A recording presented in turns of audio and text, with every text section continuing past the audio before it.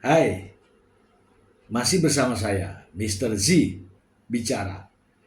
Tentu saja bicara tentang kebenaran berdasarkan fakta, data, dan realita. Teman-teman, besok adalah jadwal sidang kasus Nikita Mirzani terkait dugaan adanya pemerasan dan juga tindak pidana pencucian uang. Dan besok adalah eh, kehadiran daripada saksi-saksi, dan yang paling utama adalah kehadiran Dr. Reza Gladys dan suaminya yang sebagai korban dalam kasus tersebut. Teman-teman, untuk memperbarui informasi, saya ingin membacakan berita ini untuk Anda langsung dari sumbernya. Dari Tribun Seleb, sekian lama mangkir dari sidang Nikita Mirzani, kini Reza Gladys pamer surat panggilan sebagai saksi. Sekian lama mangkir. Wah, apa itu mangkir? Ya, kita bacakan saja ya. Tribun Newscom, polemik hukum yang melibatkan artis kontroversial Nikita Mirzani dan pengusaha skincare Reza Gladys terus menjadi sorotan publik. Perseteruan keduanya mencuat setelah Reza melaporkan Nikita atas dugaan pemerasan serta tindak pidana pencucian uang. Tak tinggal diam. Di tengah proses hukum pidana yang masih berjalan, Nikita Mirzani juga sempat melayangkan gugatan perdata terhadap Reza atas dugaan uang prestasi. Namun kini telah resmi dicabut. Konflik mereka pun berlanjut hingga ke ranah pengadilan.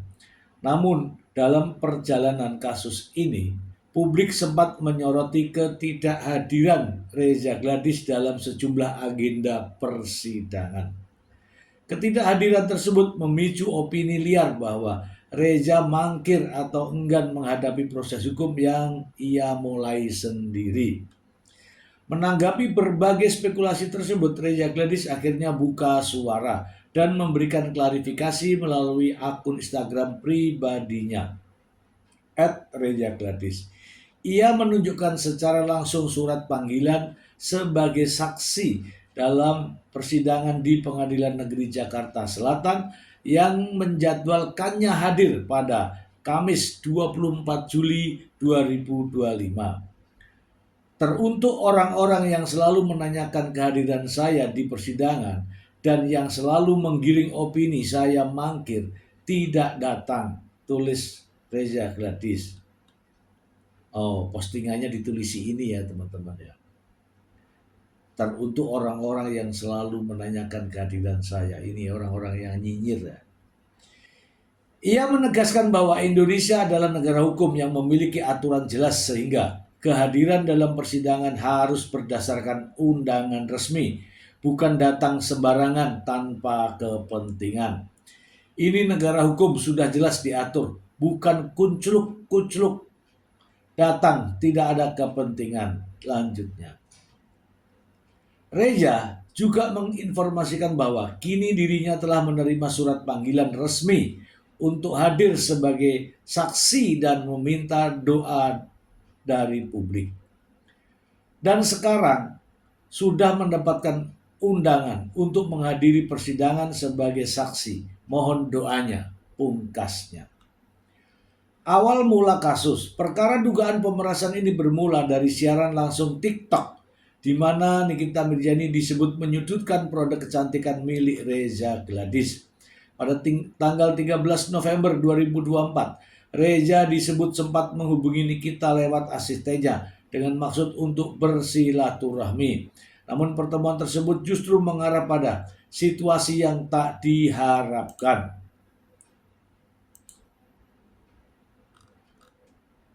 Reza mengklaim mendapat tekanan untuk menyertakan uang dalam pertemuan tersebut dengan ancaman bahwa Nikita akan speak up di media sosial bila tidak dipenuhi.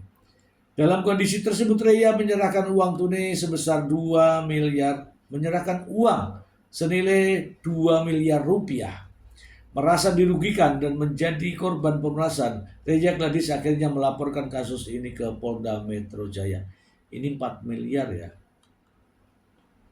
Alasan pihak Nikita cabut gugatan Wan Prestasi.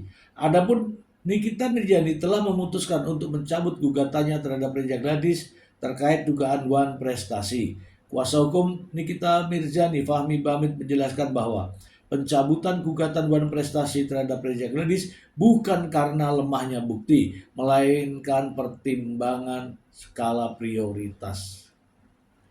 Ia menyatakan bahwa tim hukum memilih fokus pada perkara pidana karena proses perdata dan pidana memiliki pendekatan berbeda. Sebelumnya, gugatan Wan Prestasi yang diajukan Nikita Mirjani tidak hanya menyasar Reza Gladys, tetapi juga suaminya atau Mbah Mufid, serta menurut tergugat Kapolri dan Jaksa Agung dan satu entitas perusahaan. Fahmi menilai bahwa persoalan yang sebenarnya bersifat perdata telah dipaksakan masuk ke ranah pidana dan hal ini akan diuji lebih lanjut secara hukum. Oke, kita bahas ya. Nah, teman-teman, bisa dipastikan besok Kamis ya, tanggal 24 ya, adalah jadwal sidang pembuktian. Yang pertama-tama dipanggil adalah pelapor atau korbannya. Oke, urutannya seperti itu. Pelapor atau korbannya. Nah, pelapor atau korban ini nantinya akan dicerca beberapa pertanyaan, termasuk pertanyaan dari kuasa hukum terdakwa, atau terdakwa juga bisa bertanya. Demikian juga oleh jaksa penuntut umum, atau juga bisa saja hakim juga bertanya. Jawaban-jawaban dari pelapor atau korban tentu saja inilah yang didengarkan, karena keterangannya di depan persidangan itu menjadi fakta persidangan. Bukan gara-gara berita acara pemeriksaan, bukan. Tapi keterangan secara langsung di depan persidangan, ini adalah fakta persidangan. Oke, teman-teman. Dari judulnya ini saya membaca kata-kata mangkir. Ya, kalau dalam bahasa penyidikan dipanggil, kalau surat panggilannya sudah datang, kemudian orangnya tidak menghadiri panggilan tersebut, itu mangkir. Tetapi kalau tidak ada surat panggilan, masa disuruh datang hanya gara-gara rame di media? Kan nggak begitu. Makanya tadi Reza Gladys menyatakan bahwa negara Indonesia adalah negara hukum. Orang yang dipanggil dengan surat resmi itu wajib datang.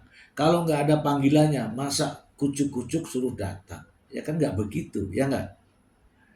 Kemudian teman-teman, ada ya, ini mudah-mudahan sebagai pemahaman edukasi saja, bahwa ada yang namanya surat undangan. Ya, dari pengadilan, dari kejaksaan, dari kepolisian, itu ada namanya surat undangan. Ada juga yang namanya surat panggilan. Apa bedanya di sini? Nah, teman-teman, surat undangan ya bobotnya sama dengan Anda menerima undangan resepsi. Boleh datang, boleh tidak. Dan tidak memiliki konsekuensi hukum. Paham ya teman-teman ya? Orang diundang itu datang ya dengan kesadaran sendiri. Tapi kalau tidak mau datang, tidak apa-apa. Kenapa? Karena surat undangan tidak memiliki konsekuensi hukum. Nah, bedanya apa dengan surat panggilan? Surat panggilan tentu saja wajib datang. Kenapa?